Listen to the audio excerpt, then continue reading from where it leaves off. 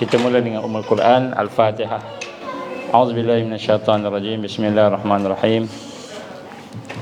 Alhamdulillahirabbil alamin, arrahmanirrahim, maliki yaumiddin. Iyyaka na'budu wa iyyaka nasta'in. Ihdinas siratal mustaqim, siratal ladzina an'amta 'alaihim ghairil maghdubi 'alaihim waladdallin. Amin. A'udzubillahi samil alim minasyaitonir rajim. Bismillahirrahmanirrahim. Innal hamdalillah nahmaduhu wa nasta'inuhu wa nastahdi wa nastaghfiruh wa na'udzu billahi min shururi anfusina wa min sayyiati a'malina. May yahdihillahu fala mudhillalah wa may yudlil fala hadiyalah. Asyhadu an la ilaha illallah wahdahu la syarikalah wa ashhadu anna Muhammadan abduhu wa rasuluh. Qala rabbi shrah li sadri wa yassir li amri wahlul 'uqdatam min lisani yafqahu qawli. Rabbi zidni ilman. Amma ba'd. Assalamualaikum warahmatullahi wabarakatuh. Alhamdulillah, pertama-tama marilah sama-sama kita bersyukur kepada Allah Subhanahu wa taala. Kita memanjangkan rasa gembira kita, rasa seronok kita, rasa suka kepada apa yang Allah berikan kepada kita. Alhamdulillah, pada hari ini kita diberikan kesempatan untuk dapat bertemu. Macam bateri tak cukup.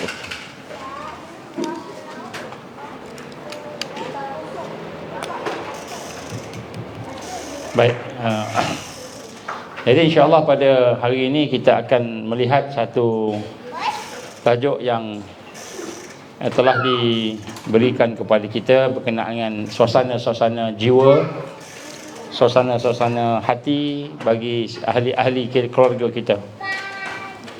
Untuk kita berhadapan dengan ujian. Saya baru balik daripada satu pertemuan dengan pimpinan-pimpinan beberapa orang NGO lah. Baru pagi tadi kami berbincang. Dan dalam perbincangan itu kita mendapati keadaan di negara kita ni semakin lama nampak semakin panas. Walaupun hujan, panas dari berbagai sudut. Dan antaranya yang digambarkan oleh Rasul sallallahu alaihi wasallam sendiri, bahawa kita akan berhadapan dengan kesusahan demi kesusahan. Kesusahan demi kesusahan. Kalau kita tengok dalam negara kita, rupanya orang-orang yang tak makan, yang kebuluran pun dah mula nampak. Yang ada kewangan pula, duduk dalam keadaan lalai pun boleh tahan juga, ramai. Di samping itu, kita ada banyak masalah-masalah lain. Masalah ekonomi makin teruk, dan masalah perpecahan di kalangan kepimpinan. Kalau kita tengok negara kita ni nak dekat dengan PRU, pilihan raya umum, general election yang ke-15 telah pun diumumkan oleh Suruhanjaya Pilihan Raya. Dan kita mendapati orang-orang Islam, orang-orang Melayu berpecah teruklah daripada sudut parti. Walaupun nampak ada lebih kurang 4 blok yang besar, tapi sebenarnya perpecahan kepada orang Melayu dan orang Islam besar. InsyaAllah malam ni saya akan sentuh sikitlah berkenaan perkara tersebut. Dan apakah yang kita boleh lihat daripada perpecahan tadi, akan berlakulah perkara-perkara yang melemahkan negara kita. Itu dari sudut politik, dari sudut sosial pun begitu juga. Tidak kurang saya mendapat maklumat daripada kawan-kawan bahagian meteorologi, menggambarkan mungkin dalam 2 minggu ataupun mungkin lepas di Bali ini digambarkan akan berlaku sesuatu yang besar dari sudut monsun. Akan berlaku sesuatu yang mungkin memberikan kita kata kesusahan kepada kita. Kita akan berhadapan dengan kesusahan-kesusahan dari sudut ekonomi, kesusahan dari sudut cuaca. Kita akan berhadapan kesusahan-kesusahan dari sudut makanan. Dan kita dengar juga akan sampai kesusahan dari sudut kesihatan. ada digambarkan penyakit-penyakit lain dan sebagainya. Dan antara petanda-petanda kesusahan itu mungkin akan berlaku lockdown lagi sekali. Lockdown yang pertama mungkin lockdown dari sudut kesihatan. Yang kedua lockdown dari sudut bencana alam. Mungkin bila bencana alam berlaku, maka akan berlakulah darurat, emergency. Dan ditambah lagi dengan ekonomi dan makanan yang mendatang. Jadi kita lihat kesusahan demi kesusahan itu akan menguji emosi, akan menguji pemikiran, dan akan menguji sikap kepada ahli keluarga kita. Ahli keluarga akan berhadapan dengan tiga benda yang besar. Yang pertama sekali emosi. Emosi akan diganggu. Kemudian cara berfikir akan diganggu. Yang ketiga ialah behavioral. Cara kita bertindak, menyikapi sesuatu, bersikap juga akan terganggu. Dan ini juga telah didedahkan oleh beberapa orang profesor dan doktor-doktor di peringkat antarabangsa yang telah pun menulis jurnal yang kita dapat, dan menunjukkan kepada kita bahawa ada serangan-serangan berbentuk bio weapon dan chemical weapon. Yang saya tak nak sebutkanlah di sini, tetapi dia akan memberi kesan kepada cara kita, emosi kita, pemikiran kita dan tindakan kita. Jadi ini juga adalah antara perkara-perkara yang bakal berlaku, yang mungkin berlaku dalam masa yang terdekat. Oleh itu, bagaimana cara kita benar-benar ingin membentuk kekuatan, membentuk satu persiapan ahli keluarga kita, supaya keluarga itu terbina di atas asas yang kukuh, bukan hanya sekadar sesuatu yang kita rasa kuat tapi tak kuat. Sebab itulah digambarkan bagaimana Allah Subhanahu wa taala menggambarkan dalam suratul Baqarah ayat 148. Walikulli wijhatun huwa muwalliha fastabiqul khairat. Dan bagi tiap-tiap umat itu, setiap umat itu ada muwalliha, ada kiblatnya, ada fokus dia. Ada kiblatnya, ada fokusnya. Ada yang menjadi tumpuan dia. Maka Allah gambarkan fastabiqul khairat. Maka hendaklah kamu berlomba-lomba membuat kebaikan, kerana di hadapan kamu itu ada tujuan, ada kiblat yang hendak dicapai, yang hendak ditumpukan. Maka sebab itulah daripada ayat ini menggambarkan kepada kita bahawa kekuatan yang ada kepada kita, anak-anak kita sebagainya, ialah berasaskan kepada kekuatan yang datang daripada yang pertama sekali ialah kejelasan matlamat, kejelasan tujuan hidup kita, iaitu menuju kepada kiblat yang satu. Kiblat ni bukan hanya sekadar kita maknakan sebagai Kaabah. Kiblat tu Kaabah. Tetapi ialah maknanya fokus, tumpuan hidup. Tumpuan hidup kita. Maka di sinilah digambarkan bahawa kiblat itu adalah redha Allah Subhanahu wa taala itu sendiri, yang mana redha Allah itu datang bersama dengan sunnah Rasulullah sallallahu alaihi wasallam. Dan sunnah tu tak lari tak bukan daripada melainkan yang pertama sekali ialah ad-dakwah. Dakwah ni maknanya apa? Maknanya dasar kepada semua kehidupan kita ini ialah untuk mengajak manusia kepada Allah. Kalau kita duduk dalam rumah, ada isteri, ada suami, ada anak-anak, ada keluarga, maka asas kepada keluarga itu adalah ad-dakwah. Kalau kita duduk dalam masyarakat pun sama juga. Asasnya itu adalah dakwah. Kalau kita duduk bersama negara pun sama juga. Politik sama juga. Asasnya adalah dakwah. Sebab itu Allah gambarkan dalam suratul Fussilat, wa man ahsanu qawlan mimman da'a ila Allah. Siapakah lagi yang lebih baik, ataupun apakah lagi yang lebih baik daripada mereka yang mengajak manusia kepada Allah, ad-dakwah. Jadi asasnya lah, apabila kita ada keluarga, ada organisasi, ada politik, ada kerajaan, ada negara, asasnya lah sejauh mana apa yang ada di dalam kehidupan kita itu dalam keluarga kita itu yang boleh membawa manusia kepada Allah. Maka membawa manusia kepada Allah itulah merupakan asas kepada keluarga, asas kepada negara dan sebagainya. Bagi sebab itulah, inilah perkara yang kita rasa mungkin kadang-kadang kita blur tak nampak. Mana nak bawa anak-anak kita ni? Mana nak bawa keluarga kita? Dan apakah kiblat pada keluarga itu sendiri? Jadi rupa-rupanya kiblatnya itu ialah kita membawa setiap yang ada dalam rumah tangga itu, setiap yang ada dalam organisasi itu kepada Allah. Bila kita bawa kepada Allah Subhanahu Wa Taala, itulah dia kekuatan yang pertama. Kekuatan yang pertama. Maka dalam konteks pada hari ini kita ingin melihat suasana jiwa kita. Maka kita akan melihat apa yang digambarkan oleh para ulama kita berkenaan dengan beberapa perkara. Antaranya ialah berkenaan dengan suasana-suasana yang ada, yang kita nak sama-sama tengok kekuatan-kekuatan dan kelemahan yang ada.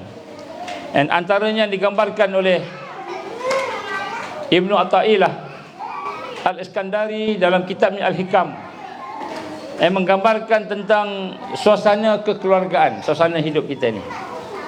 Allah Subhanahu Wa Taala melapangkan hati kamu. Ada masa Allah akan melapangkan hati kamu, menggembirakan hati kamu. Allah bagi kita kelapangan, kegembiraan, ketenangan pada kita, keluarga kita, agar supaya tidak ia tinggalkan kamu bersama-sama dengan kesempitan. Jadi ada masanya Allah bagi kelapangan. Macam sekarang ni lapang sikitlah, rehat sikitlah, okey sikit kan. Belum lagi kan benda-benda yang susah-susah. Jadi kenapa? Agar Allah tidak letakkan kita bersama kesempitan. Dan ada kalanya Allah Subhanahu Wa Taala akan sempitkan kamu.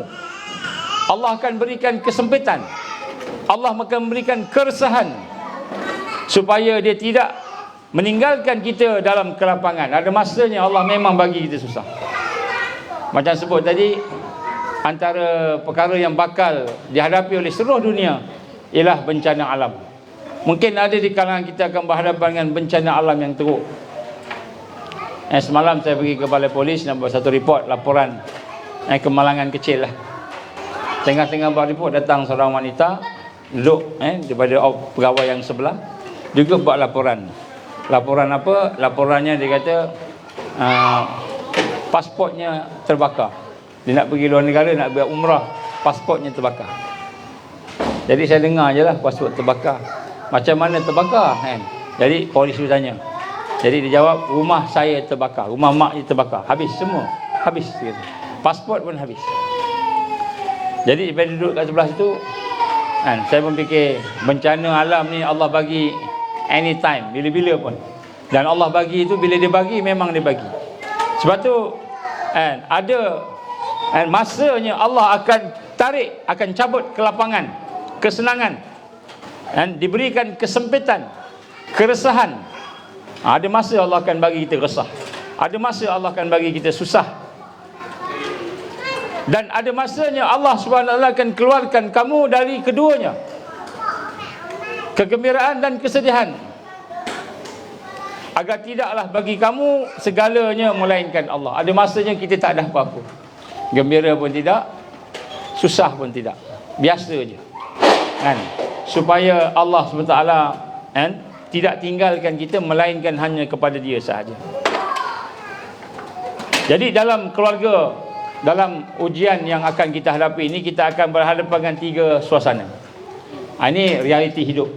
Kita nak tengok balik bagaimana keadaannya. Yang pertama, Allah berikan kelapangan hati. Yang pertama, Allah bagi kelapangan hati.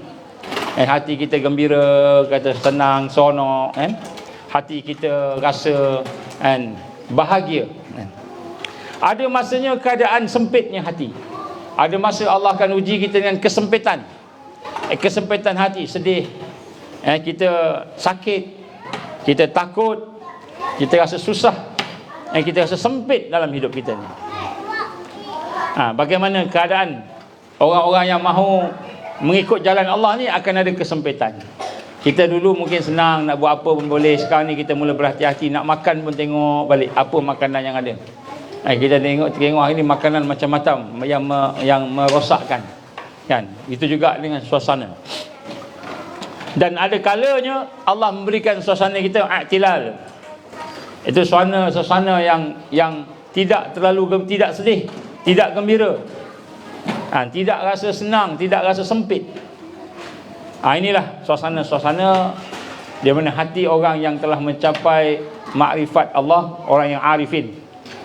Apa pun Allah bagi, hati dia rasa biasa je. Kan Allah bagi dia senang, dia tak rasa senang sangat, dia rasa biasa. Allah bagi susah pun dia rasa biasa. Ini suasana dia. Jadi dalam bahasa Arab, al-bastu wal kabtu bisababin wa ghaira bisababin. Jadi dalam suasana rumah tangga itu ada masanya Allah bagi lapang hatinya, berbunga-bunga hatinya. Dan ada kalanya lapang hati berbunga itu dia tidak ada sebab, dan kadang-kadang ada sebab. Begitu juga ada masanya Allah memberikan kesedihan, kepayahan dan kesusahan. Ada masanya ada sebab dan ada masa tak ada sebab. Jadi pada petang ni kita nak tengok bagaimana suasana hati berhadapan dengan suasana begitu, bagaimana adab kita bersama dengan Allah Subhanahu Wa Taala, supaya dalam keadaan apa pun ujian yang Allah bagi kepada kita, sentiasa kita menjadi hamba Allah. Ini kekuatan. Kerana menjadi hamba Allah ni kekuatan. Kalau tidak, kita akan risau, kita akan bimbang, kerana kita takut kehilangan dunia. Padahal dunia itu hanyalah merupakan satu ujian bagi kita. Baik. Jadi dalam rumah tangga kita, dalam kehidupan kita ini, kadang-kadang Allah SWT memberikan kesenangan dalam hidup kita itu, pada hati-hati, pada jiwa kita itu. Kadang-kadang ada sebab dan kadang-kadang tak ada sebab. Jadi ada pun kesenangan itu datang dengan 3 sebab. Jadi untuk membina kesenangan dalam kehidupan kita itu ada 3 sebab yang boleh menyebabkan kita ni menjadi orang yang senang, orang yang senang, orang yang bahagia. Jadi kita tengok. Yang pertama sekali, kesenangan di dalam rumah tangga itu ataupun dalam kehidupan kita itu apabila ziyadatun fit ta'ah. Apabila bertambah ketaatan. Bila bertambah ketaatan, maka dia akan mendatangkan satu kenikmatan, lapang, rasa seronok, rasa bahagia. Jadi bila kita mampu melakukan taat itu, maka pada masa itu kita akan rasa kuat. Jadi dalam rumah tangga kita kena nilai yang mana satu benda yang digambarkan taat kepada Allah ataupun yang tidak taat tadi. Contohnya apabila kita melakukan ibadah yang berat, dan tentulah bila selepas melaksanakan ibadah itu kita akan rasa tenang, rasa seronok. Contohnya puasa. Jadi ada masanya kita berpuasa. Ada masanya anak-anak kita ni kita ajar tahan nafsu. Puasa ni maknanya kita menahan daripada melakukan dosa. Kalau kita dalam rumah tangga itu ada satu dosa. Apa dosanya kita dah kenal pasti. Maka mari sama-sama kita tinggalkan dosa tu. Ini meninggalkan dosa itu maknanya berpuasa. Kita menahan diri kita daripada melakukan perkara yang dimurkai Allah. Selain daripada makan minum lah. Makan minum tu memang puasa biasa, tapi puasa dalam konteks kehidupan. Maka disebut di sini, selepas kita berpuasa, kita tahan daripada maksiat, mungkar, ataupun kita tahan daripada lapar dan dahaga. Maka kalau puasa tahan lapar, bila buka puasa tu kita rasa, hati kita rasa lapang, rasa seronok. Ini contoh.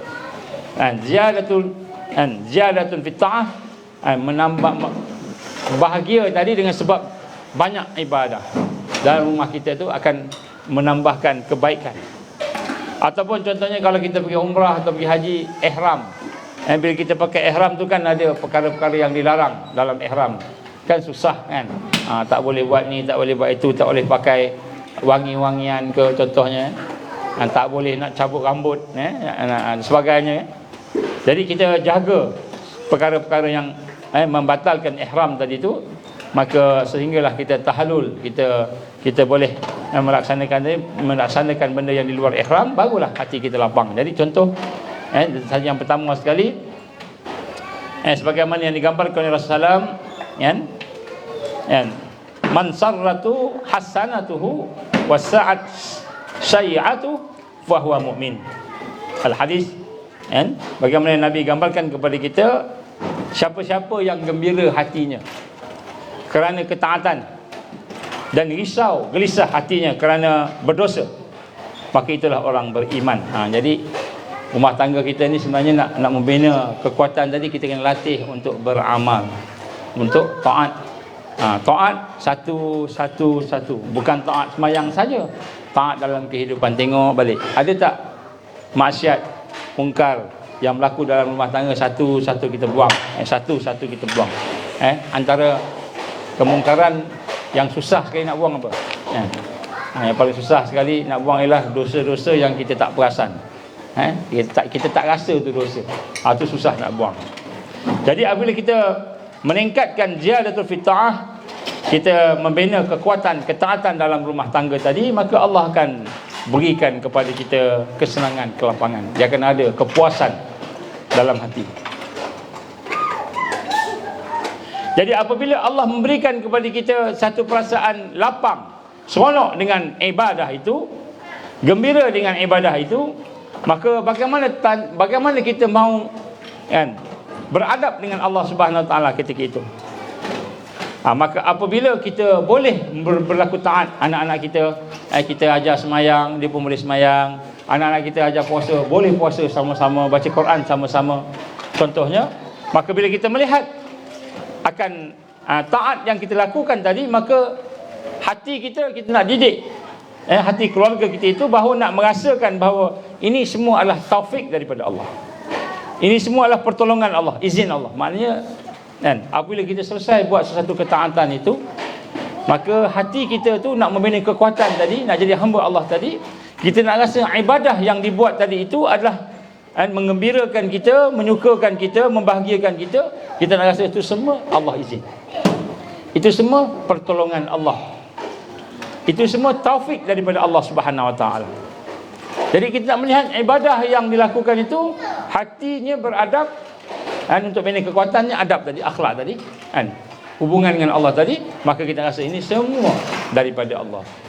Ini Allah bagi ni kita kekuatan. Kalau tak boleh nak semayang, kalau tak boleh nak baca Quran, kita nak rasa. Maka di situlah kita akan lihat, akhirnya kita tidak akan timbul ujub dalam diri kita. Ujub, rasa diri kita baik, dari rasa keakuan, akulah yang pandai, akulah yang kuat, akulah yang boleh ibadah, aku yang boleh semua. Jadi apabila seseorang itu gembira dengan sebab taat, seronok dengan sebab ibadah tadi, maka kita nak kena ingat bahawa nikmat tadi itu taufik daripada Allah. Allah izin, Allah bagi kekuatan. Ini hati kita, ini hati kita nak rasa macam itu. Kenapa? Supaya kita tidak meninggalkan perkara mentauhidkan Allah, mentauhidkan Allah dalam kehidupan kita. Ini penting. Jadi kita bukan buat ibadah saja, kita bukan didik anak-anak buat ibadah saja, bukan saja kita buat taat, tapi hati kita nak rasa bahawa ini taufik daripada Allah Subhanahu Wa Taala. Maka ketika itulah insya-Allah barakahnya, rahmatnya, nusrahnya, pertolongan Allah, malahan dia akan memberi inayah kepada kita, hidayah, taufik dan inayah. Hidayah, petunjuk, ilmu. Taufik, kekuatan untuk mengamalkan ilmu, itu taufik. Allah bagi taufik, bagi kekuatan untuk kita melaksanakan ilmu tadi, melaksanakan hidayah. Dan inayah itulah kita nak menyempurnakan ibadah, nak ikhlas, nak istiqamah, itu inayah. Itu inayah. Jadi bila kita merasakan taufik daripada Allah, Allah memberi barakah daripada amalan tadi, tambah lagi inayah. Inayah ni Allah bagi kesempurnaan. Allah memberikan kesempurnaan kepada diri kita tadi. Itu dia akan sampai kepada kekuatan. Jadi zikir, contohnya kita ajar anak-anak kita zikir kan. Mari kita baca subhanallah walhamdulillah wala ilaha illallah, contohnya. La ilaha illallah, la ilaha illallah. Kita ajar anak-anak kita zikir. Bismillahirrahmanirrahim. Qul huwallahu ahad, Allahus samad. Kita ajar anak-anak kita baca Quran. Jadi kita nak mengajar juga, ini bukan saja kita boleh buat, boleh baca, tapi ini adalah taufik daripada Allah. Ini izin Allah, ini kehendak Allah, ini kekuatan Allah. Maka kita nak merasai kekuatan tadi sehingga menyebabkan kita capai kepada satu lagi inayah daripada Allah. Apa inayah? Allah akan sempurnakan amalan tadi. Dia bukan sekadar beramal, tapi amal tu ada ikhlas, amal itu ada istiqamahnya, ada kekuatan kesabarannya, malahan akan mendatang amalan yang lain. Bukan tu je. Mula-mula baca Quran aja. Tapi baca Quran yang ada inayah daripada Allah, dia akan tambah kepada menyentuh perasaan, menangis. Tiba-tiba anak kita menangis. Benar, kita baca Quran, kita baca Quran, anak kita menangis. Tanya dia, kenapa menangis? Tak tahu menangis, tapi menangis je. Ini diceritakan oleh Syekh Qutb rahimahullah dalam tafsirnya, dalam sejarah yang dia kata, aku ketika waktu-waktu masuk nak masuk waktu solat, maka ibu aku akan mengajar aku, bawa pergi masjid. Ini masih kecil-kecil. Kemudian lepas tu dengarkan Quran di masjid, solat di masjid, sehingga satu hari aku merasakan ketenangan bersama masjid, ketenangan bersama Quran, sehingga satu ada masa-masanya aku menangis. Kecil-kecil lagi. Saya kutub kecil-kecil. Ada masa aku menangis kerana Quran yang dibaca, yang aku dengar. Jadi ini inayah. Inayah sebenarnya bukan saja taufik, tetapi Allah bagi kekuatan untuk menyempurnakan ibadah. Ini juga merupakan satu yang memberikan kekuatan dan ketenangan. Jadi kita tengok balik ibadah. Tak cukup sekadar ajar, tapi kita nak kena rasakan kepada diri kita dan keluarga kita, anak-anak kita tadi, tentang taufik daripada Allah tadi. Perkara kedua yang boleh memberikan ketenangan, kekuatan dalam rumah tangga itulah ziyadatul fid dunya.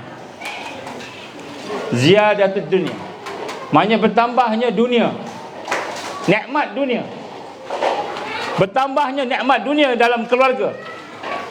Jadi kadang-kadang kita berusaha, kita berniaga, kita bekerja, maka Allah izin dapat untung, Allah bagi rezeki, dapat untung, maka timbullah kegembiraan, kesenangan. Kita berniaga, Allah bagi ada untung, alhamdulillah, seronok kan.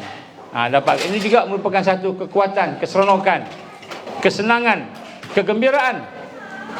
Jadi apabila sampai ini, bagaimana hati kita nak respon dengan ziyadatul dunia tadi, peningkatan dunia yang Allah bagi tadi kepada kita tadi, supaya menjadi kekuatan ketika diuji dengan kesenangan.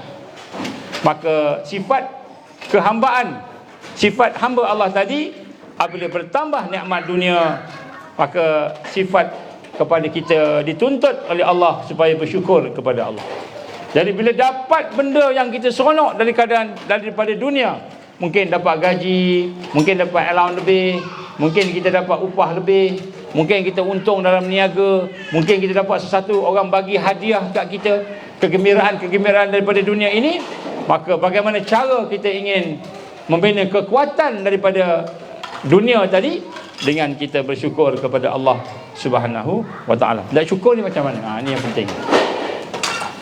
Jadi syukur ni bila ditambahkan nikmat kepada kita, maka yang pertama, bila Allah bagi nikmat, kita nak kena pertingkatkan taat pada Allah. Jadi bila tanda syukur, bila Allah bagi nikmat, bukan makin lalai, bukan makin rasa dah lega. Tak rasa pun kan bahawa itu adalah daripada Allah. Yang pertama, taat kepada Allah. Kemudian yang kedua, bantu agama Allah. Itu tanda syukur. Ini dari sudut hati tadi, yang mahu membina kekuatan daripada nikmat dunia yang diberi. Yang pertama, taat kepada Allah, pastikan tidak ada maksiat. Yang kedua, kita bantu agama Allah. Maka sebab itulah sebelum kita dapat untung, kita dah rancang dah. Apa dia rancang? Bila dapat gaji nanti, nak buat A, B, C, D, dah rancang dah. Bila dapat untung nanti, nak buat A, B, C, D, dah rancang. Bukan sekadar untung, tetapi kita ingin bantu agama Allah, infak pada jalan Allah, dan kepentingannya ialah ibadah. Akhirnya kita akan dapat ibadah. Bila dapat dunia, kita tingkat ibadah. Itu sifat hati. Jadi dalam keluarga pun macam itu. Macam anak-anak ni kan, sekarang ni duk main-main, dia tak kisahlah sebab dia tak faham sangat apa kita cakap ni. Tapi oleh kerana semua elok-elok, semua baik-baik, tak ada apa-apa tu, okey, balik ni Umi nak bagi hadiah. Bagi hadiah apa? Hadiah dunia. Apa dia? Aiskrim contohlah. Nak bagi aiskrim ataupun apalah yang disuka, yang sedap. Jadi bila bagi aiskrim tu, Sebelum kita bagi aiskrim tu, kita dah rancang dah anak-anak kita ni. Apa nak buat lepas dapat aiskrim? Lepas dapat aiskrim nak buat apa? Yang pertama, meningkatkan taat. Dapat aiskrim sedap, kita kata, okay, kita dah dapat aiskrim ni, malam ni kita apa? Malam ni kita baca Quran lebih sikit, Allah bagi kita rezeki dapat aiskrim hari ni. Sebab soleh. Semua soleh. Dalam di rumah panahan ni semua soleh-soleh kan. Tak kacau contohnya kan. Dapat aiskrim, kita buat sesuatu yang nak tambah taat. Kemudian kita rancang juga supaya dia boleh juga ada rasa untuk nak bantu agama Allah. Bantu agama Allah. Kan? Jadi kalau dapat makan aiskrim, nak bantu agama Allah macam mana? Kita tak ada duit nak sedekah, aiskrim dah habis dah. Jadi kita cakap dengan dia, Nabi kata kan, kalau kita dah dapat nikmat, kita kena taat pada Allah, tingkatkan ibadah kita, cakap alhamdulillah. Kemudian kita sujud syukur ke contohnya. Kemudian lepas tu kita kena tolong juga umat, tolong umat. Macam mana tolong umat? Kita tak ada duit nak bagi, tak ada kekuatan nak pergi sana, Palestin ke mana, maka mari sama-sama kita doa. Doa nak supaya Allah bantu perjuangan umat. Ajar anak-anak, mari sama-sama. Ya Allah, sesungguhnya ya Allah, kan, sahabat-sahabat kami di Palestin hari ini, rumah mereka dirampas ya Allah, kan, tanah mereka dirampas ya Allah, ya Allah, kan, sesungguhnya mereka ditangkap, ada sebahagiannya diseksa ya Allah, ada sebahagiannya keluarganya meninggal dunia ya Allah, Engkau tolonglah mereka ya Allah, amin, amin. Jadi kita tak boleh nak tolong dengan dana, mungkin anak-anak tak ada duit lagi, tapi ajar anak-anak supaya bantu juga ummah dengan doa minimal. Jadi bila syukur dapat sesuatu dunia ni, bukan hanya kita alhamdulillah, tapi kita tingkatkan juga satu perasaan untuk bantu agama Allah. Bantu agama Allah. Sama ada kalau kita boleh infak kalau ada duit tu, okey, ni ada Umi bagi RM1, 50 sen bagi pada tabung Palestin contoh. Yalah Umi, 50 sen. 50 sen lagi beli aiskrim. Contoh kan. Contoh. Jadi ajar dia infak. Kalau infak tak ada, mungkin tak ada, mari kita sama-sama doa. Ya Allah, kita sebut nama. Ya Allah, kawan-kawan sahabat-sahabat kami di Gaza dikepung dengan tembok, dihalang makan, dihalang belajar. Ya Allah, doa minta. Begitu juga sahabat-sahabat kita kat Malaysia ni, ya Allah, ada di kalangan ulama-ulama kami, ya Allah, yang diuji dengan kesusahan. Kita tahu setengah-setengah ustaz-ustaz disihir, contohnya Ustaz Kazim. Ustaz Kazim kena sihir contohnya kan. Kita ajar anak kita doa, ya Allah, salah seorang orang alim kita Ustaz Kazim, ya Allah, kan, salah seorang daripada mereka telah disihir kan. Ustaz sekian mungkin telah dianiaya sekarang, ya Allah, ajar anak-anak kita bantu agama Allah dengan doa. Jadi jiwa perjuangan tu ada. Ini adab seorang hamba. Bila dapat ziyadatul dunia, dia mendapat dunia dalam kehidupan dia, hati dia diikat dengan taat, hati dia diikat dengan kebangkitan, barulah anak-anaknya ada jiwa jihad, ada jiwa perjuangan. Kalau tidak, anak kita tak ingat, dia main ni macam ni kan, macam ni main je. Kita ajar anak-anak, kita baca doa. Besok bila dia dah boleh baca, kita minta dia baca pula. Doa untuk kawan-kawan kat Palestin, macam mana nak doa Umi, kita ajar dia. Lepas habis, dia besok dia baca pula, kita pun amin, amin. Ada ulama-ulama yang dibunuh, Syekh Ahmad Yasin dibunuh. Ada ulama-ulama yang diseksa, yang ditangkap. Jadi kita doa untuk ulama-ulama. Kita doa untuk pejuang-pejuang yang ada di Yaman, yang ada di Syria, supaya anak-anak kita faham, oh, kita ada perjuangan rupanya, bukan hanya sekadar main panah je kan. Bukan hanya sekadar naik kuda je, kita ada perjuangan, baru nampak. Kurang-kurang doa. Jadi sinilah bila Allah memberikan kelapangan, kegembiraan dalam rumah tangga itu, diberikan ziyadatul dunia, Allah bagi dunia, jangan hanya sekadar bagi dunia, adabnya kena bersyukur. Macam mana nak bersyukur? Yang pertama sekali, kita tingkatkan ibadah kita, taat kita pada Allah. Yang kedua, kita bantu agama Allah. Kemudian selepas itu, yang ketiga, kita berwaspada dengan dunia yang Allah bagi tadi. Kerana di samping dunia nikmat tadi ada tipu daya. Dunia ni ada tipu daya. Wa mal hayatud dunya illa mata'ul ghurur. Tidaklah kehidupan dunia ini melainkan di dalamnya ada perhiasan, ada tipu daya. Jadi apabila kita mendapat sesuatu daripada dunia yang tersuratnya sedap, contohnya yang tersuratnya aiskrim, sedap makan anak-anak kan, sedap makan aiskrim, tapi yang tersirat tidak bersyukur pada Allah kan. Jadi di samping keseronokan, kebahagiaan kan, kesenangan tadi ada yang melalaikan. Dunia ni menipu. Jadi kita mendidik diri kita, keluarga kita, anak-anak kita tadi supaya ada kekuatan berwaspada. Jadi bila minum ni jangan minum aja, minum air dan kemudian kita adanya baca alhamdulillah, ada bismillah. Yang lupanya apa? Lupanya tadi tu lalai, itulah yang digambarkan tipu daya dunia. Jadi berwaspada terhadap sesuatu yang tersembunyi. Sesuatu yang tersembunyi daripada penyakit-penyakit tipu daya dunia, daripada nafsu, daripada kelalaian. Jadi Allah gambarkan dalam Quran, mereka yang masuk neraka banyak ni ialah mereka yang lalai. Walaqad zara'na li jahannam katsiran minal jinni wal ins lahum qulubun la yafqahuna biha wa lahum a'yunun la yubsiruna biha wa lahum azanu la yasma'una biha ulaika kal an'am bal hum adall ulaika humul ghafilun. Allah penuhkan neraka jahanam ini, majoriti, kebanyakan daripada kalangan jin dan manusia yang ada hati tapi tak boleh nak faham, nak rasa, yang ada mata tak boleh nak tengok, nak melihat, yang ada telinga tak boleh nak dengar. Mereka lah bagai binatang ternakan, bahkan lebih sesat. Mereka lah orang yang lalai.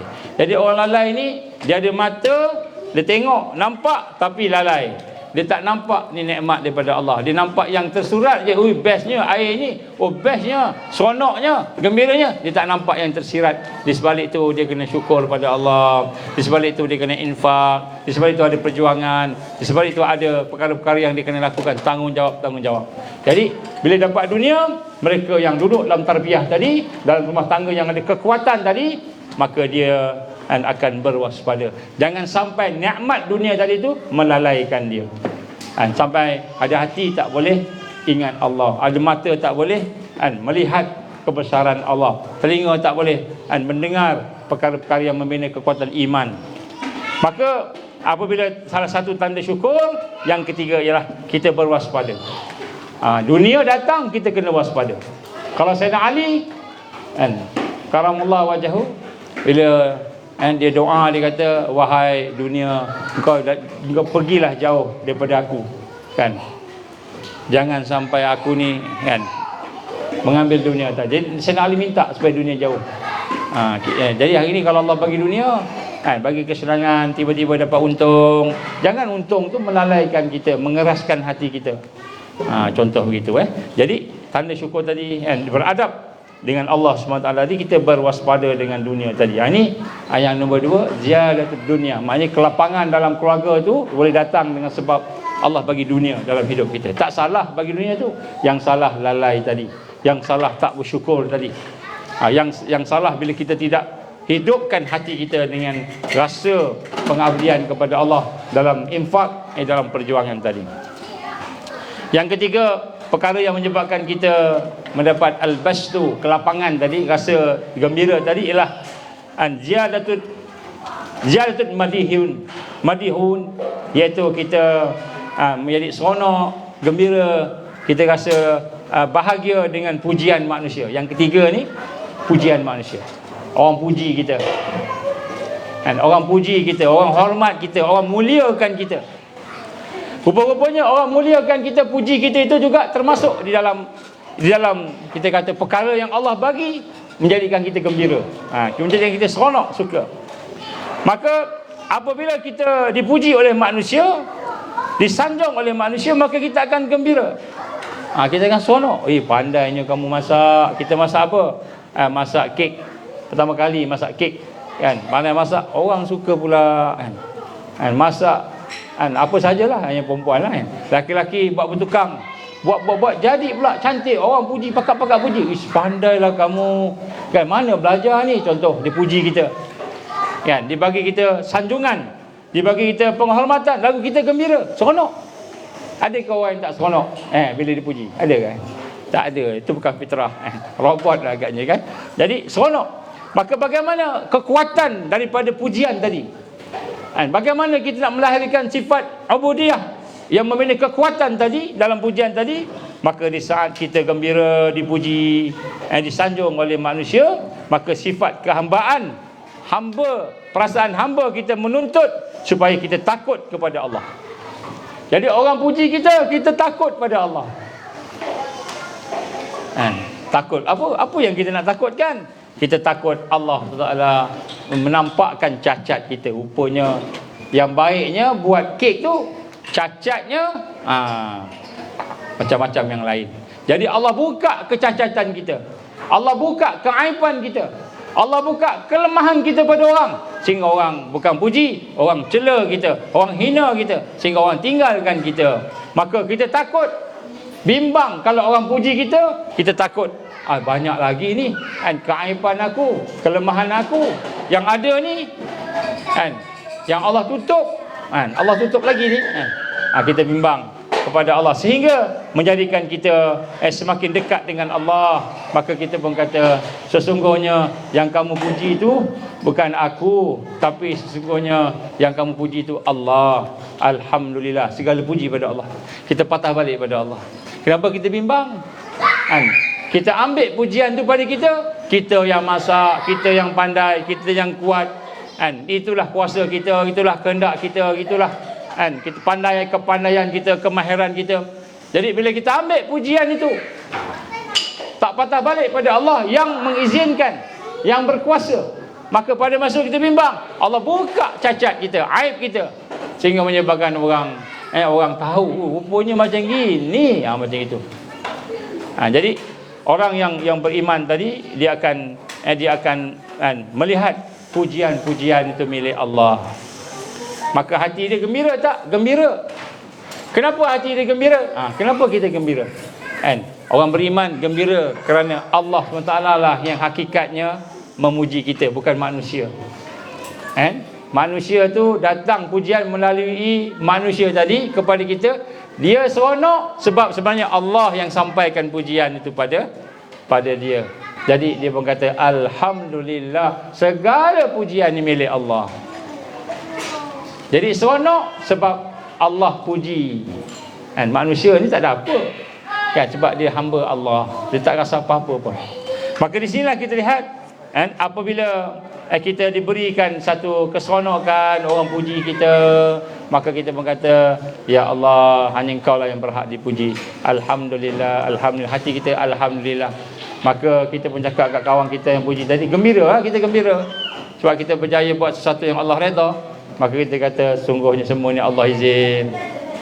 Kalau Allah tak izin tak jadi, Ada masa saya buat tak jadi, Ini lagi Allah izin jadi ni, Alhamdulillah, Alhamdulillah. Bukan saya yang pandai, Allah yang pandai. Kita pulang balik pada Allah.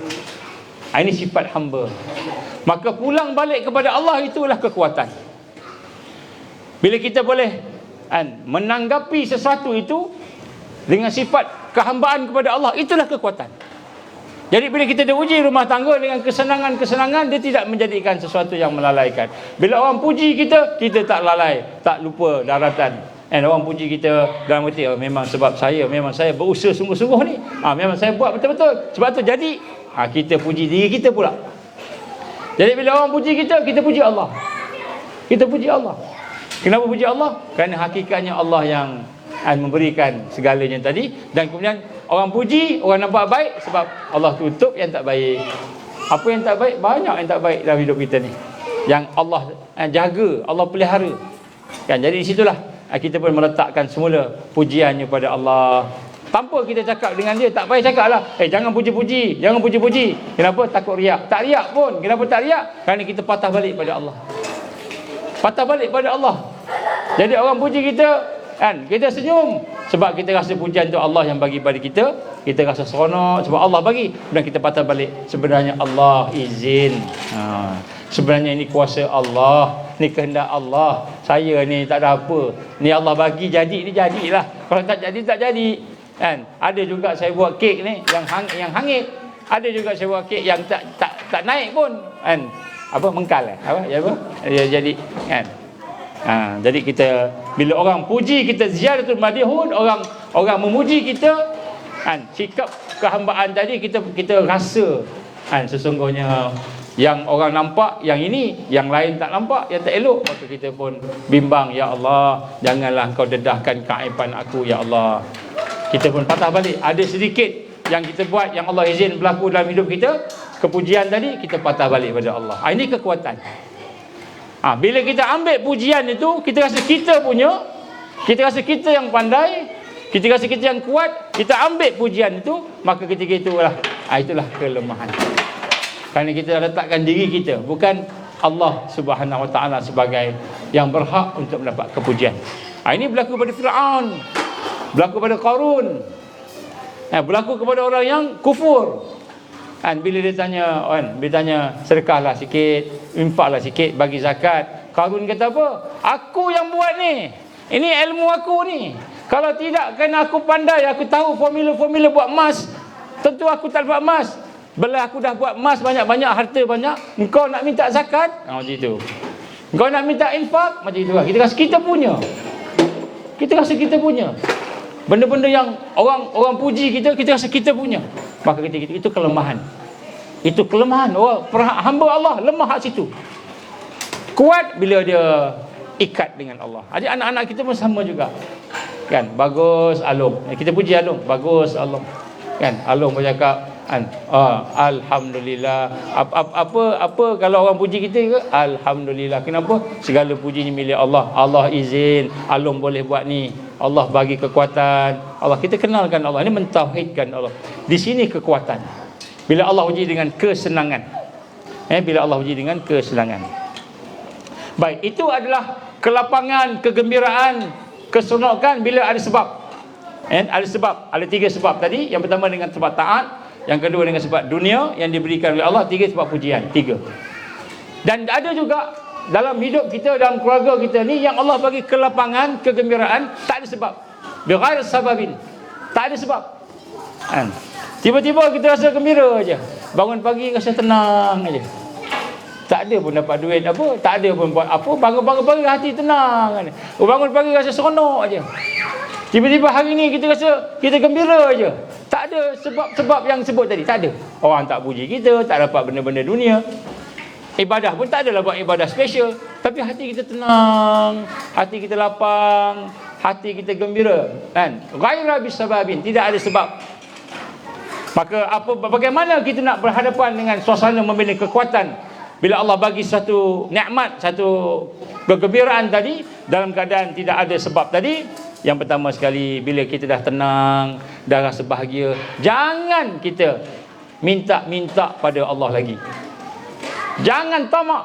Dah tenang ni, ya Allah, alangkah baiknya kalau rumah aku ni banglo, ya Allah. Minta pula banglo kan. Minta pula. Jadi bila Allah bagi tenang, Allah Maha mengetahui apa sebabnya, ataupun memang sahaja Allah bagi gitu, maka yang pertama sekali adabnya, jangan kita meminta-minta pada Allah.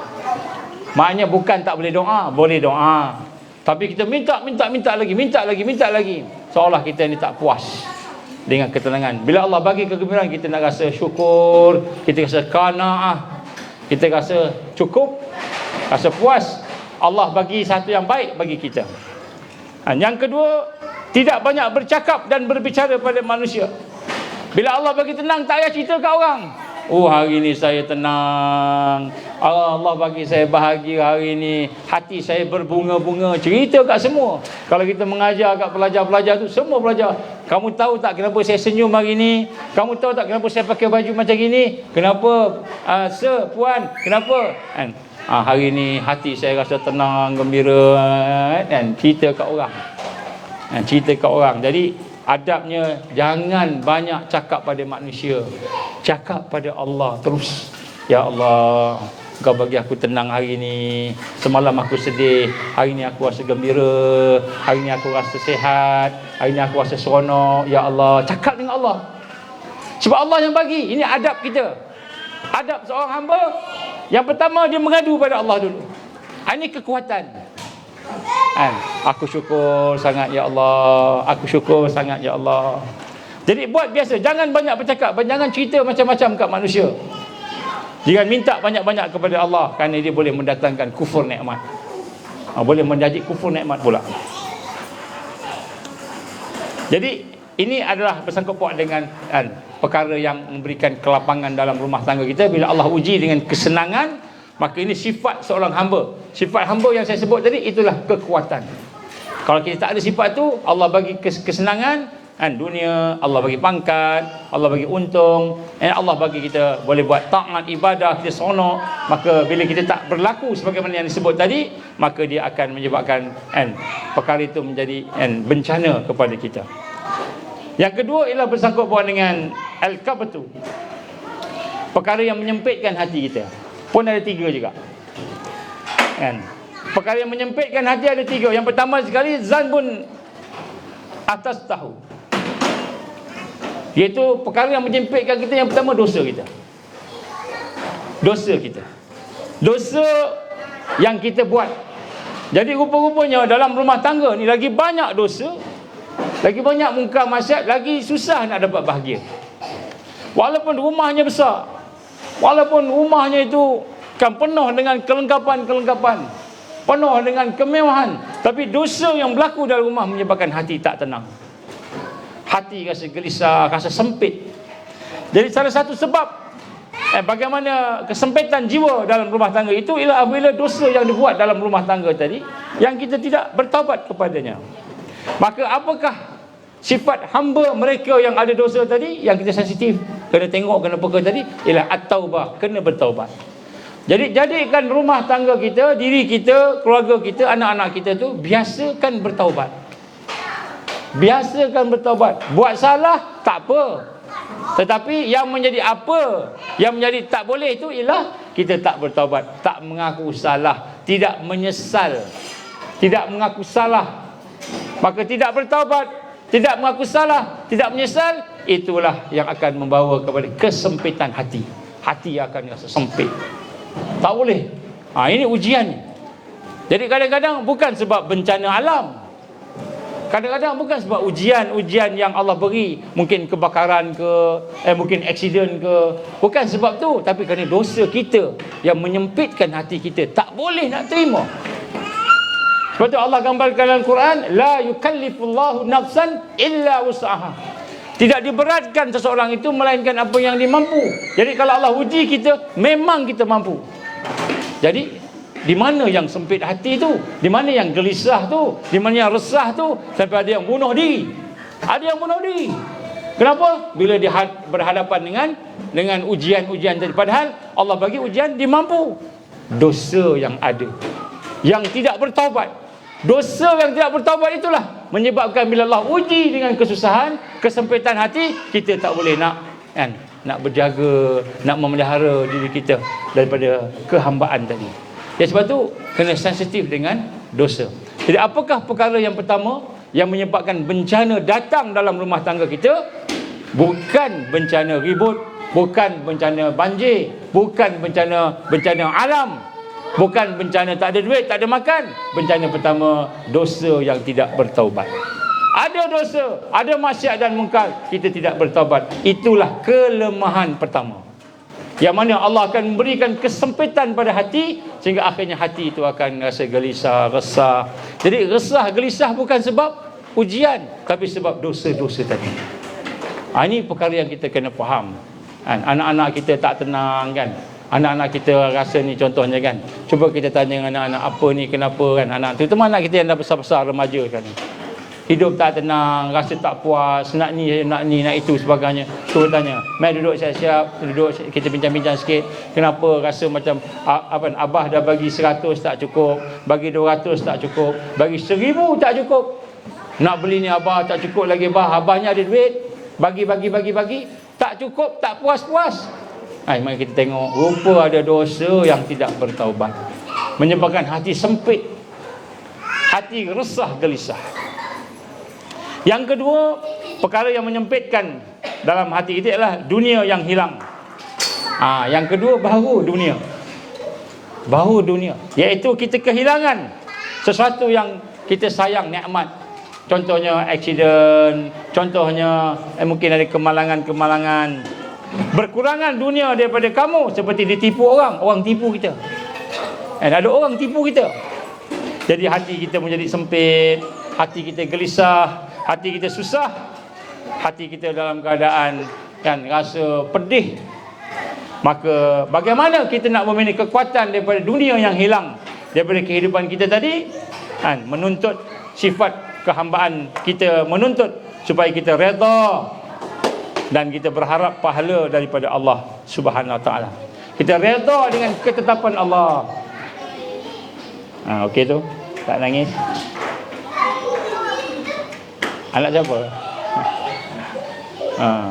Sebab semua tengok dia kan, terus dia rasa macam artis. Jadi hilang dunia juga membawa kesempitan dalam rumah tangga. Maka bila hilang dunia, yang pertama sekali kita tahu itu ketetapan Allah, redha dengan ketetapan Allah. Kemudian yang kedua, berharap kalau ada kelemahan, ada kesusahan, ada kehilangan tadi, kekurangan tadi, maka kita harap, ya Allah, aku harapkan pahalamu, ganjaranmu. Kita mengharap apa? Kita mengharapkan supaya Allah SWT menggantikan sesuatu yang baik, pahala di sisinya, redha. Jadi yang kedua, hilang dunia. Jadi ini pun satu yang bakal berlaku ni. Saya tengok tadi ada sahabat NGO hantar kat saya tentang perjalanan angin taufan. Angin taufan ribut di sekitar Nusantara ni. Memang membimbangkanlah tengok.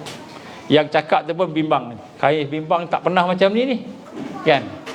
Kemudian ditunjuk pula gambar awan yang dia berpetak-petak. Awan tu ada bentuk-bentuk, bukan macam awan yang biasa kita nampak gulung cantik.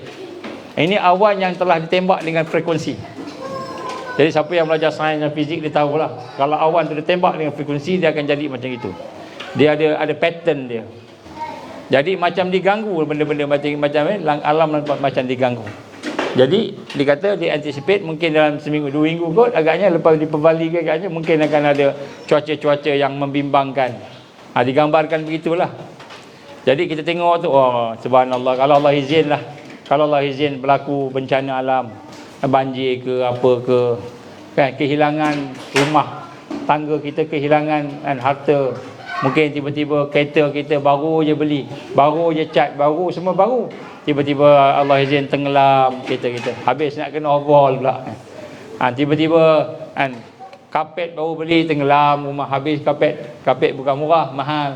Jadi ada berlaku benda-benda sakut dalam dunia yang hilang. Maka yang pertama sekali, bila berlaku sesuatu kehilangan daripada dunia ni, kita nak rasa bahawa biar aku hilang dunia, tapi aku tidak hilang Allah dalam hidup aku. Maka bagaimana cara kita nak membina kekuatan daripada kehilangan tadi? Nombor satu, kita redha.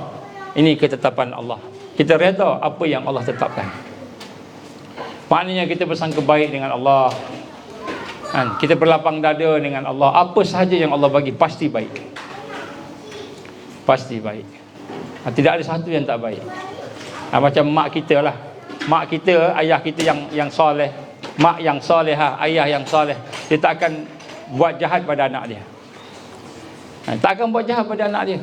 Dia mungkin menyusahkan anak dia. Dia suruh anak dia baca, suruh anak dia ngapal, tak baca kena pukul, rotan kena hukum. Mungkin dia suruh kita buat sesuatu yang kita tak suka, tapi bukan dia benci kat kita, bukan dia jahat dengan kita, tak. Kerana dia nak suruh kita mencapai sesuatu yang baik. Allah SWT maha baik, maha penyayang, maha pengasih. Tidak akan berlaku sesuatu dalam hidup kita melainkan semua itu ada kebaikan dan hikmah, terutamanya orang beriman. Kalau orang tak beriman, lainlah. Orang beriman. Jadi bila kita melihat sesuatu berlaku, dunia hilang atau berkurang daripada kita, ditipu orang ke dan sebagainya, contohnya, maka nombor satu, redha. Kerana itu adalah ketetapan Allah. Yang kedua, kita berharap. Harap apa? Ya Allah, apa yang kau bagi ni, apa yang kau ambil daripada aku ni, aku harapkan pahala daripada-Mu, ya Allah. Kita berharapkan sesuatu yang lebih baik daripada apa yang kita hilang tadi. Ini nombor dua, Kesempitan dalam rumah tangga mungkin disebabkan oleh kehilangan sesuatu daripada dunia ini. Mungkin sakit, orang sihat sakit contohnya. Orang kaya jadi miskin. Orang yang ada sesuatu hilang daripada kehidupan dia, perkara yang disuka tadi. Ini nombor 2. Nombor 3, perkara yang digambarkan sebagai boleh mendatangkan kesempitan hati. Kesempitan hati, mungkin kita rasa sakit, mungkin kita rasa susah, gelisah, resah, iaitu ada orang yang menzalimi kita. Yang ketiga ni manusia. Yang pertama sebab dosa yang tidak bertaubat. Yang kedua sebab dunia yang hilang, yang kita tidak redha pada Allah. Yang ketiga, ada orang yang zalim kita, menyakitkan hati kita, menyakitkan kepribadian kita. Ada manusia yang mencela kita, menghina kita, memfitnah kita, sehingga menimbulkan kesedihan, sehingga menimbulkan ketakutan, sehingga menimbulkan perkara-perkara yang menjadikan kita ni rasa resah aja, rasa gelisah aja. Kenapa? Kerana orang fitnah kita, orang buat macam-macam kat kita, maka timbul perasaan-perasaan tersebut. Maka sifat kekuatan bila kita difitnah, bila kita ditipu, dizalimi, disakiti tadi oleh manusia yang lain, maka sifat kehambahan ialah hendaklah menuntut kepada kita yang pertama sekali sabar. Yang pertama sekali sabar. Sabar ni apa? Menahan diri daripada keluh kesah, menahan diri daripada gelisah. Kita kena sabar. Bila difitnah, ubat fitnah ni sabar, tak ada lain. Tak ada lain. Orang fitnah kita, orang cela kita, orang buat zalim pada kita, nombor satu ubatnya sabar. Sebab memang Allah uji kita dengan manusia. Memang Allah uji kita dengan manusia. Maka obat yang pertama sekali menuntut tanda kehambaan kita kepada Allah, tanda kekuatan bila kita dizalimi oleh manusia. Mungkin bos kita zalim kita, bos kita menzalimi kita, mungkin jiran kita menzalimi kita, mungkin keluarga kita menzalimi kita. Jadi yang paling pedih sekali, orang yang kita suka, yang kita sayang menzalimi kita. Maka nombor satu sabar, dan kemudian nombor 2 serahkan pada Allah. Kalau ada orang zalim kat kita, yang satu sekali sabar.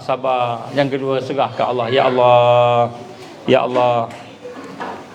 Jadi orang yang kena fitnah tak perlu pergi balai polis. Jadi orang beriman kena fitnah tak payah pergi balai polis lah. Tak payah pergi saman kat mahkamah. Hari ni banyak kes saman menyaman, kan? Hari ni fitnah macam-macam. Kalau sebut tak kira sensitif pula. Sikit-sikit saman.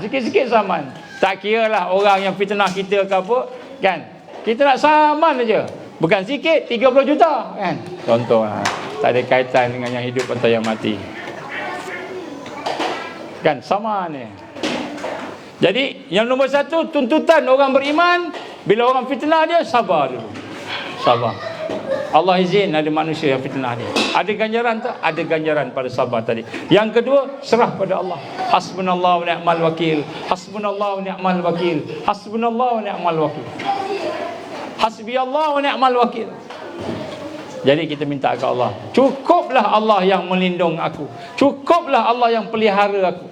Hasbunallahu wa ni'mal wakil, ni'mal maula wa ni'mal nasir. Jadi tak payah pergi polis, tak payah pergi mahkamah, tak ada untung pun, sekiranya kita mencari akhirat. Kalau cari dunia mungkin untunglah, 30 juta bukan sikit, kan? Kalau cari dunia mungkin untunglah, tapi cari akhirat, nombor satu sabar, nombor 2 serah pada Allah Subhanahu wa ta'ala. Kenapa? Kerana bila kita sabar dan serahkan diri kepada Allah itu, yang pertama kita baik sangka pada Allah. Tanda kita baik sangka pada Allah, tanda kita husnuzan dengan Allah, tanda kita salamatu sadr dengan Allah. Nombor 1. Jadi tanda kita husnuzan dengan Allah, kita sabar. Bukan Allah tak tahu orang fitnah kita, orang cela kita, orang zalimi kita, orang buat macam-macam kat kita, sampai isytiharkan pula, kita akan susahkan. Macam itu. Adalah menteri yang cakap, kita akan susahkan macam itu. Jadi yang pertama sekali sabar. Jadi sabar ni maknanya kita tak payah layan lagi lah, tak payah layan lagi. Kenapa? Kalau kita lawan layan tadi, dia akan jadi berlebihan. kita pula zalim kat dia. Dia buat sikit, kita buat banyak lagi, kita pula menzalimi dia. Maka menzalimi dia akan mendatangkan perkara yang mudarat kepada kita. Jadi itulah insya-Allah sikit sebanyak ada dua keadaan yang bakal berjalan dalam kehidupan rumah tangga kita. Keadaan yang memberikan kesenangan, kelapangan, keadaan yang memberikan pada kegembiraan, kekuatan, kebahagiaan, maka dia ada dia punya tuntutan-tuntutan perhambaannya. Dan keadaan-keadaan yang kita rasa takut, mengancam, menyedihkan, meresahkan kita, maka akan ada orang-orang yang kita kata menzalimi kita sebagainya tadi. Maka yang ini ada cara tuntutan saya sebut tadi. Maka insya-Allah kita nak kena tengok balik. Yang ketiga, yang terakhir, ialah keadaan di mana kita i'tidal di maknanya Allah bagi susah, Allah bagi senang, Allah bagi takut, Allah bagi kita berani, Allah bagi kita ceria, Allah bagi kita derita. Apa pun keadaan yang Allah bagi kepada kita, maka setelah kita mengenal Allah, mencapai matlamat kita tahap kepada ma'rifatullah, mencapai kepada tahap kita kenal Allah, maka pada masa itu kita sentiasa hati kita tak rasa apa-apa. Sedihnya tu kita dah letak ke Allah, gembiranya itu kita ikat dengan Allah. Di segala yang ada tu kita melihat dengan kacamata kita kenal Allah tadi, maka perkara itu tidak jadi kesan pada hidup kita. Terus kita berjalan ibadah kepada Allah, terus kita menghambakan diri kepada Allah, terus kita berjuang, terus kita ikhlas, meningkatkan keikhlasan, kekuatan. Ini tahap yang ini, suasana yang ketiga ni. Bila Allah bagi apa sahaja ujian, hatinya rasa ujian tu dia nampak sebagai satu ujian. Tidak kesan pada hati dia, tidak kesan pada pemikiran dia. Akhirnya dia terus meningkat, terus dekat dengan Allah, terus dia berjalan dengan perjalanan mereka yang ikut ihdinas siratal mustaqim, mereka yang duduk di atas jalan yang lurus. Yang ini ialah tahap yang mana bila kita berhadapan dengan akhir zaman ni, kita akan berhadapan dengan Dajjal, tentera Dajjal dan sebagainya. Maka datang mereka menguji kita dengan apa-apa. Maka pada masa itu Allah SWT menjadi tumpuan, menjadi fokus, menjadi matlamat tadi. Maka insya-Allah Allah akan memberikan kekuatan yang luar biasa. Inilah tahap orang-orang yang telah sampai kepada Allah, orang yang telah mengenal Allah Subhanahu Wa Taala, insya-Allah. Kalau ada sesuatu yang baik dapat datang daripada Allah Taala, insya-Allah. Kalau ada apa-apa pertanyaan ke soalan apa-apa ada, sebab dah ada orang. Kita bukalah sikit kalau ada apa-apa. Ada soalan-soalan ke ataupun ada nak tambah-tambah? Tak ada noh, insya-Allah. Alhamdulillah. Jadi ini sebagai review, sebagai muhasabah, sebagai satu ulangan untuk kita sama-sama melihat balik perjalanan hidup kita, rumah kita. Bila Allah uji dengan kesusahan, kepayahan, nak buat macam mana? Bila Allah uji dengan kesenangan, kegembiraan, nak buat macam mana? Seluruh yang berlaku tidak ada satu pun melain dengan qada dan qadar Allah.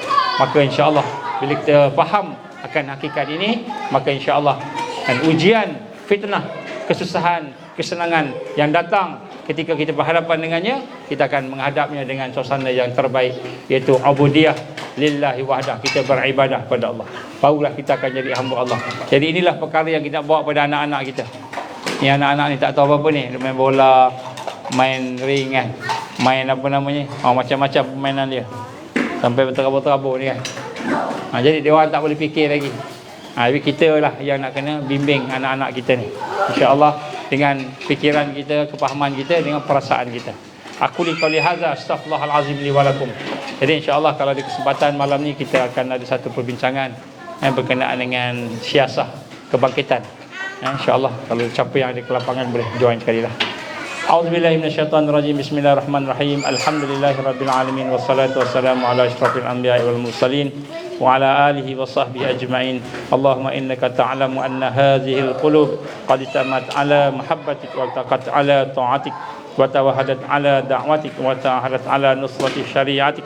Fazikillahumma rabitataha wa alimuddaha wahdiha subulaha واملأها بنورك الذي لا يخبو واشرح صدورها بفيض الإيمان بك وجمل التوكل عليك وأهيها بمعرفتك وأمتنا على شهادة في سبيلك يا الله إنك نعم المولى ونعم النصير. Allahumma laka Allahumma inna na'udzubika min azabi jahannam. Allahumma inna na'udzubika min azabil qabr. Allahumma inna na'udzubika min fitnatil mahya wal mamat. Allahumma inna na'udzubika min fitnatil masiihid dajjal. Allahumma inna na'udzubika minal ma'sam wal maghram. Allahumma inna na'udzubika min an nusyrika bika syai'an na'lam wa nastaghfiruka lima la na'lam. Rabbana la tuzigh qulubana ba'da idh hadaytana wa hab lana min ladunka rahmah innaka antal wahhab. Rabbana atammim lana nurana waghfir lana innaka ala kulli syai'in qadir. Rabbana atina fid dunya hasanah wa fil akhirati hasanah wa qina azaban nar. Wa sallallahu alaihi wasallam Muhammad wa ala alihi wa sahbihi baraka wa sallam. Subhana rabbika rabbil izzati amma yasifun wa salamun alal mursalin walhamdulillahi rabbil alamin. Subhanakallahumma wa bihamdika asyhadu an la ilaha illa anta astaghfiruka wa atubu ilaik. Bismillahirrahmanirrahim. Wal 'ashr innal insana lafi khusr illa allazina amanu wa 'amilus solihat wa tawasaw bil haqqi wa tawasaw bis sabr. Wabillahi taufiq wal hidayah. Assalamualaikum warahmatullahi wabarakatuh.